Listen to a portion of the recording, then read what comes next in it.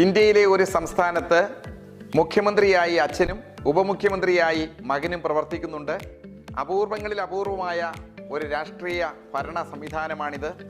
ഒരു സംസ്ഥാനത്തിൻ്റെ മുഖ്യ ഭരണാധികാരിയായ മുഖ്യമന്ത്രിയും തൊട്ടടുത്ത സ്ഥാനം വഹിക്കുന്ന ഉപമുഖ്യമന്ത്രി സ്ഥാനവും സ്വന്തം അച്ഛനും മകനും കൈയാളുന്ന ഇന്ത്യയിലെ ഏക സംസ്ഥാനമാണ് ഇപ്പോൾ നിലവിലിത്.